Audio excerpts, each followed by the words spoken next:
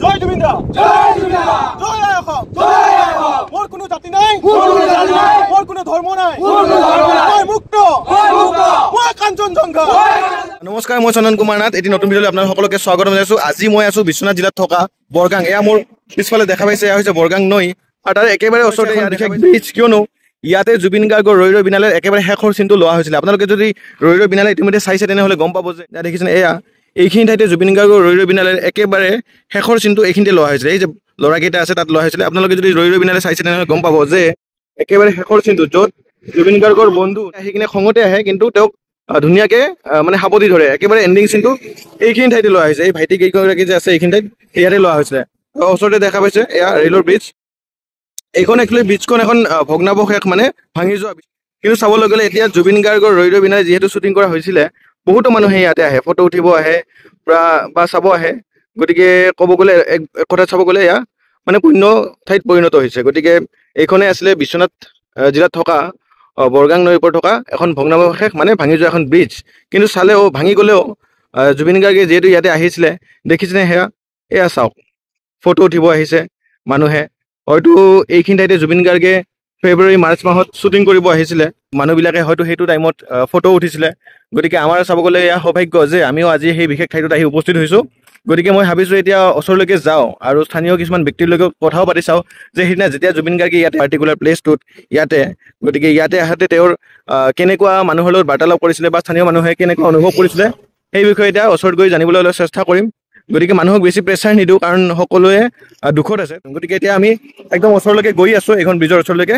তেন্তে বলক এতিয়া আমি লাহে লাহে তালৈকে গৈ থাকোঁ। খোজকাঢ়ি আহি পালোঁ। যদি আপোনালোকে বিশ্বনাথ চাৰিআলিৰ পৰা আহে তেনেহ'লে ফৰেষ্ট গেটখন নোপোৱাতে পাই যাব। আৰু যদি লখিমপুৰ ছাইডৰ পৰা আহে দেখিব যে এইখনে হৈছে ফৰেষ্ট গেটৰ দুৱাৰ।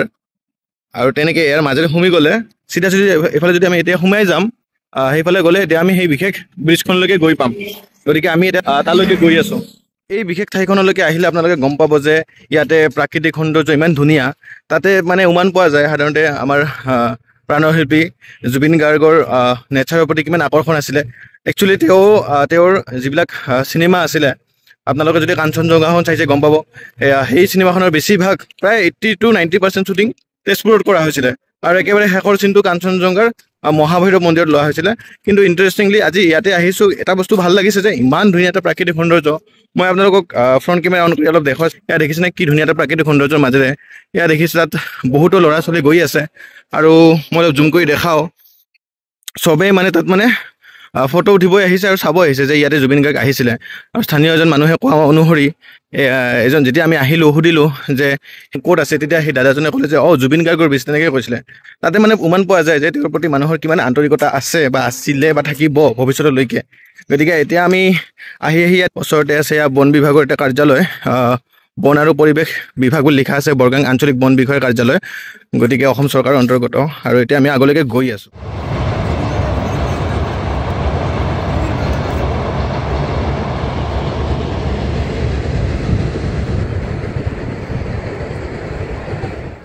তো এয়া আপোনালোকে দেখা পাইছে, ইয়াতে লিখা আছে আই লাভ জুবিন গাৰ্গ, ৰৈ ৰৈ বিনালে, জয় জুবিন দা, জাষ্টিছ ফৰ জুবিন গাৰ্গ।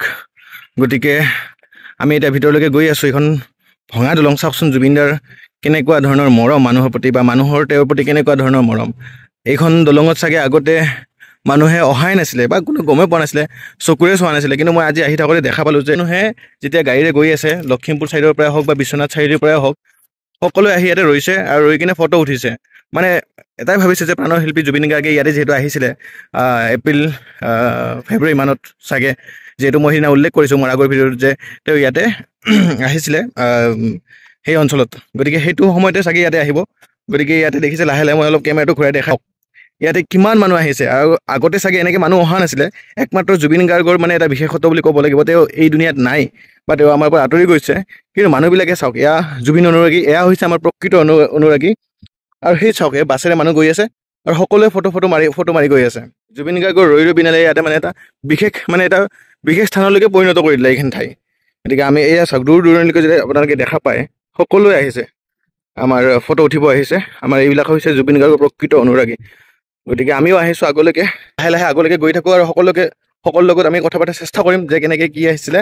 আৰু দুজনমান ভাবিছোঁ যে স্থানীয় ব্যক্তিৰ লগত কথা পাতিম, কিমান দূৰ সম্ভৱ হয় অলপ আগলৈকে। এতিয়া এটা বিশেষ ঠাইত উপস্থিত আছোঁ। চাওক, মই য'ত উপস্থিত আছোঁ এয়া ফটো উঠি আছে ওচৰতে আৰু আমি দেখা পাইছি ইয়াতলৈকে ঠাই ইফালে গ'লে দেখা নৈখন আৰু ইফালে আছে ইফালে মানে এখন ভাঙি যোৱা এখন ব্ৰিজ ইয়াতে ব্ৰিজখন শেষ হৈছে কি ঠিক খুব সম্ভৱ এইখিনি ঠাইতে জুবিন গাৰ্গে আহি উপস্থিত হৈছিলে আৰু কেমেৰাটোৱে ঢুকি পায় ঠিক অলপমান আগত সেই যে আপোনালোকে বেগ কেইখন দেখা পাইছে ওচৰতে তাতে জুবিন গাৰ্গৰ সেই গাড়ীখন ৰখা হৈছিলে আৰু তেওঁৰ বন্ধুৱে এনেকৈ খোজকাঢ়ি আহিছিলে আহি কিনে ইয়াতে ঠাইত আহি উপস্থিত হৈছোঁ সেইটো বস্তুৱে ভাল লাগিছে যে জুবিন দা আমাৰ মাজত নাই তথাপিও আমি আজি তেওঁ অহা সেই ঠাইখনত আজি উপস্থিত হৈছোঁ এই বিশেষ ঠাইখনত দেখিছে মানে আমাৰ এক কথাত চাব গ'লে আমাৰ কাৰণে সৌভাগ্যৰ কথা যে জুবিন গাৰ্গে অহা ঠাইখনত আমি আজি উপস্থিত হৈছোঁ আৰু কিছুমান স্থানীয় ব্যক্তিৰ লগত আমি কথা পাতিব চেষ্টা কৰিম লাহে লাহে এয়া মই ফ্ৰণ্ট কেমেৰা দেখাইছোঁ কিমান আহিছে চাওক এয়া আহিছে জুবিন গাৰ্গৰ কাৰণে মৰম সেই আগত দেখিছে মানুহবিলাকে আহি ফটো উঠিছে আৰু মই আহি থাকোঁতে দেখা পাইছিলোঁ বহুতে গাড়ী লৈও আহি আছিলে এই বিশেষ ঠাইৰ কাৰণে আৰু কথা পাতি গম পালোঁ যে সুদূৰ দূৰৰ পৰা তেজপুৰৰ পৰা আহিছে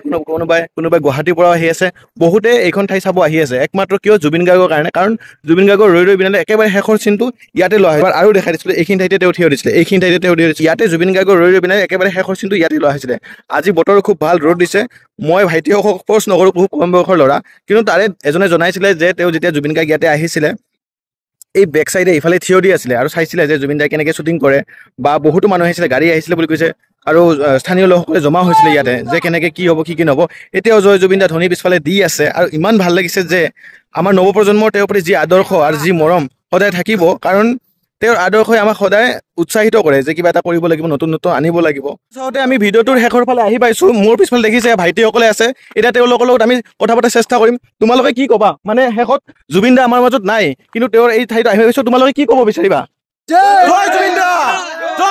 আপোনালোকে দেখা পাইছে এইখন ৰিচেণ্ট হয় ৰৈ ৰৈ বিনালে যেতিয়া শ্বুটিং কৰিব আহিছিলে তেতিয়া উঠা ফটো আৰু দাদাৰ দোকানতে বহি জুবিন গাৰ্গে মেকআপ কৰিছিলে